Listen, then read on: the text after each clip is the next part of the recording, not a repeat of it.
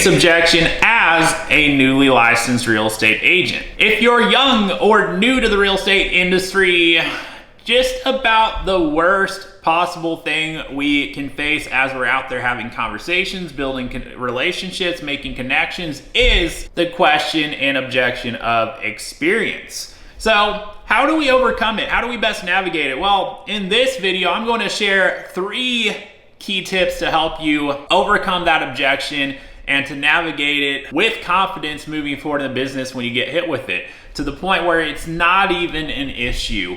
And if you're new to the channel, my name is Tyler Roicki. I help people build income and wealth in real estate, and I run an international real estate team at eXp Realty.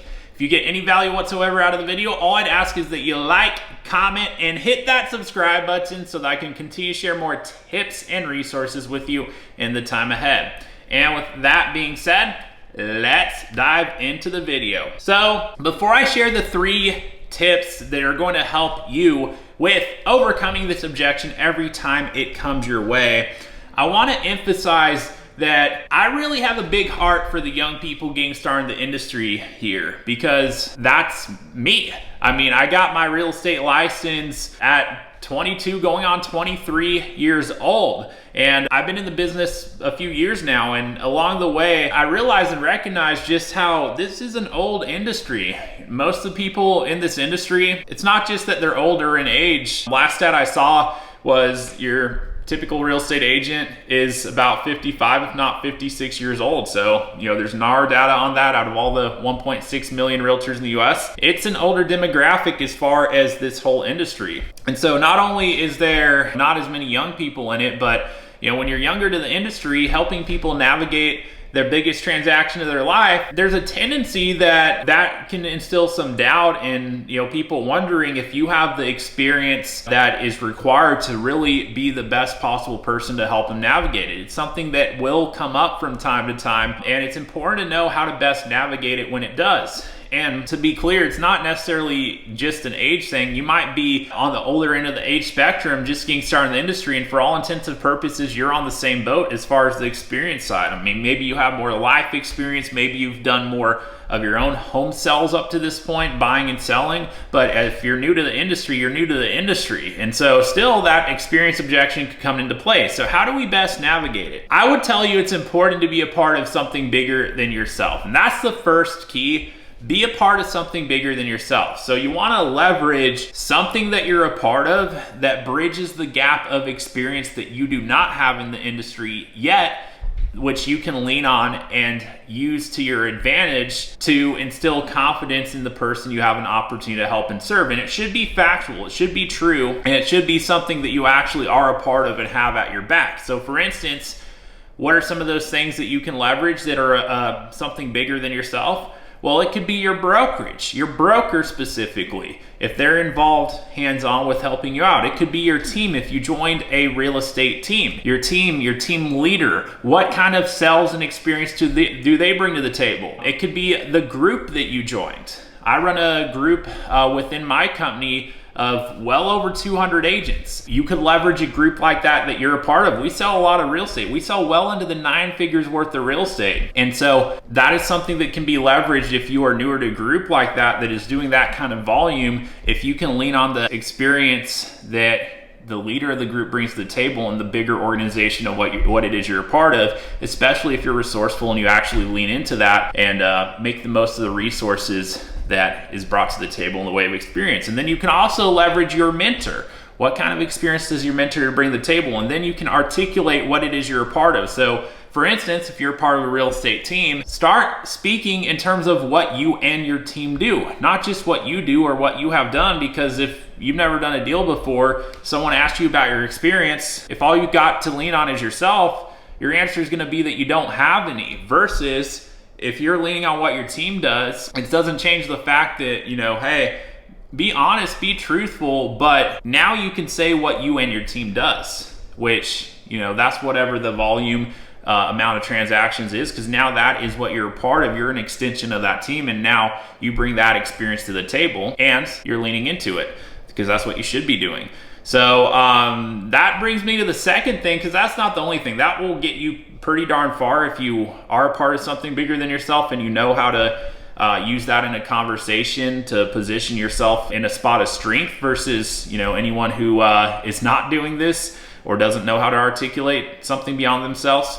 But the second key is your experience and skills outside of real estate up to this point in your life that are relevant to what it is you're doing in the industry. So for instance, there's a variety of different industries and lines of work where there are things that are applicable to what we do in the real estate industry. So for instance, if you have any past sales experience, customer service experience especially, I see people getting out of the hospitality industry into real estate. That is a relevant kind of experience getting in this industry because we're working with people. This is a relationship business. So leverage any past experience and skills that are applicable that you bring to the table from your past work experience and what you've done up to this point in your life. So lean on that. And that brings me to the third thing that you can do to overcome the experience objection is link your confidence to something else besides your experience in real estate. And this is so important. I would tell you to do this even if you had a ton of experience in real estate because it could still be a differentiator at that point. So what should you link your confidence to?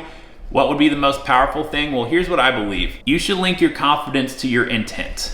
Not your experience, but your intent. So move forward with confidence and certainty that you are the best potential option to help people, not because of what you've done in real estate, but because what you intend to do to help and serve this person that you have an opportunity to actually help and work with. Because you know what? If you intend to do the right thing, if you intend to help them and not hurt them, if you intend to bring the best possible experience and customer service to the table for them, as long as you follow through with that intention and actually do what it is that you say you're going to do, and if anything, over deliver on it, then you should have a lot of certainty in that, and you should have a lot of confidence that you are going to do what you say you're going to do, and you could place that confidence in your intent. Because far too many people, when they're newer to the industry, they're placing their confidence in their experience, and as a result, they're moving forward without any confidence because they know that they don't have that firsthand experience.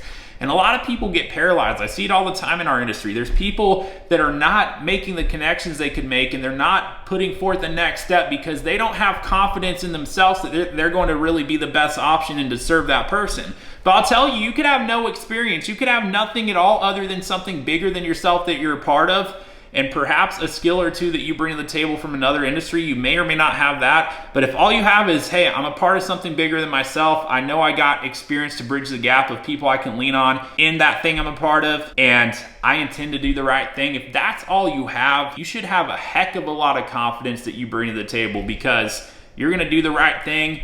You're going to help people and serve people, and when you don't know the answer, you're going to have people to lean on and seek it out from and get the help you need so you can continue to help and serve and create an exceptional experience for that client you got the opportunity to work with. So that's the third thing. In summary, 1, be a part of something bigger than yourself, whether that's a team, a group, a mentor, something in place that you can lean on that bridges the gap of experience that you do not yet have, but you will soon acquire in the business by putting yourself out there. 2, realize what skills and experiences you bring to the table, if anything, from anything else you've done in your life up to this point that relates and is relevant to what we do in real estate, making connections, serving people, building relationships, and helping people navigate all the things that we do here. And then 3rd, link your confidence to your intention to serve, your intention to help, your intention to navigate things and do the right thing, provided that that's what you actually intend to do.